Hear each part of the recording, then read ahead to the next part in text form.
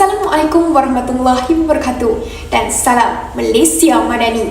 Saya Rosaira Amira binti Rosli dari SMK Dato' An Batuet Pulau Pinang. Sebelum saya bermula, suka untuk saya kongsikan pahit-pahit gurindam 12 Raja Ali Haji. Apabila terpelihara mata, sedikitlah cita-cita. Hari ini, saya ingin berkongsi tentang 5 ciri murid sejahtera yang menjadi fokus dalam rancangan Pendidikan Malaysia 2026 hingga 2035. Murid sejahtera bukan sekadar murid yang mendapat keputusan cemerlang dalam peperiksaan, tetapi murid yang seimbang dari segi ilmu, emosi, sahsiah dan kemahiran hidup. Terdapat 5 ciri utama yang perlu ada dalam diri setiap murid. Ciri yang pertama ialah beradab. Beradab bermaksud mempunyai akhlak, nilai dan tingkah laku yang baik. Seorang murid yang beradab menghormati guru, ibu bapa dan rakan-rakan. Mereka juga menjaga tutur kata serta bertanggungjawab terhadap tindakan sendiri. Gurindam Melayu ada berkata, jika hidup tidak beradab, hilang hormat, runtuhlah akhlak. Pada zaman sekarang, ramai orang bijak tetapi kurang adab ketika bercakap di media sosial atau dalam kehidupan harian. Sebab itu, adab perlu menjadi asas utama dalam pembentukan seorang murid. Ciri kedua ialah berilmu. Berilmu bukan hanya menghafal fakta dalam buku teks, tetapi memahami ilmu dan menggunakannya untuk menyelesaikan masalah. Murid berilmu sentiasa ingin belajar perkara baharu, berfikiran kritis dan tidak mudah percaya kepada maklumat palsu. Mereka tahu bagaimana menggunakan ilmu untuk membantu diri sendiri dan masyarakat. Ilmu dicari penyuluh hidup, tanpa ilmu manusia redup. Contohnya, murid yang belajar sains bukan sekadar tahu teori tetapi mampu mencari penyelesaian kepada masalah alam sekitar atau teknologi pada masa depan. Ciri yang ketiga ialah berkemahiran. Dunia hari ini memerlukan murid yang mempunyai pelbagai kemahiran, bukan hanya akademik.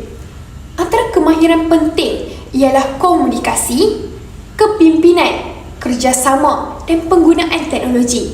Murid yang berkemahiran mampu bekerjasama dalam kumpulan, menyampaikan idea dengan yakin dan menyesuaikan diri dengan cabaran semasa. Sebagai contoh, dalam aktiviti sekolah atau pertandingan debat, murid belajar untuk berfikiran pantas, bercakap dengan yakin dan bekerja sebagai satu pasukan. Ciri keempat ialah berdaya tahan. Berdaya tahan bermaksud kuat menghadapi cabaran dan tidak mudah berputus asa. Dalam kehidupan, kita pasti akan mengalami kegagalan atau kesusahan. Namun, murid yang berdaya tahan akan bangkit semula dan terus berusaha mencapai kejayaan. Retak kaca boleh diganti, semangat patah jangan sekali.